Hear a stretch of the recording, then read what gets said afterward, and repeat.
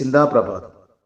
പക്വത അത് കൗമാരവും യൗവനവും തമ്മിലുള്ള വ്യത്യാസമല്ല, അറിവിൽ നിന്നും തിരിച്ചറിവിലേക്കുള്ള ദൂരമാണ്. ആവശ്യമുള്ള പ്രശ്നവും ആവശ്യമില്ലാത്ത പ്രശ്നവും തമ്മിൽ തിരിച്ചറിയാനുള്ള കഴിവാണ് പക്വതയുടെ ഒരു പ്രധാന ലക്ഷണം.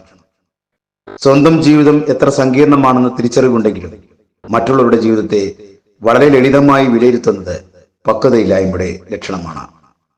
പ്രായമായിട്ടും മനസ്സിൽ സ്വയം പക്വത ഇല്ലെന്നുള്ള തോന്നൽ എപ്പോൾ മനസ്സിൽ പൊട്ടിമുളയ്ക്കുന്നുവോ അപ്പോൾ മുതൽ നമ്മളിൽ പക്വത ആർജിച്ചു തുടങ്ങിയതായി കണക്കാക്കാം. പക്വത എന്നത് സംസാരത്തിലും പെരുമാറ്റത്തിലും മാത്രം പോരാ, പ്രവൃത്തിയിൽ കൂടി വേണം. അതാണ് ശരിക്കും പക്വത വന്ന ഒരാൾ.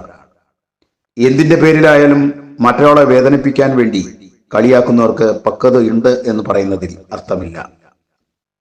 പക്വത മറ്റെന്തിനേക്കാളും സ്ഥാനമുണ്ട് നമ്മുടെ ജീവിതത്തിൽ. പ്രായത്തോടൊപ്പം തന്നെ പക്വതയും വളർത്തിയെടുത്തില്ലെങ്കിൽ നാം കെട്ടിപ്പൊക്കി എന്ന് അഹങ്കരിച്ചതൊക്കെ അകം പൊള്ളയായി പൊട്ടിത്തെറിക്കും. ഒത്തിരി ഇഷ്ടത്തോടെ ശുഭദിനാശംസകൾ. രചന ബേബി മാത്യു, അടിമാലി. ശബ്ദം നിഷ സിൻസിയർ.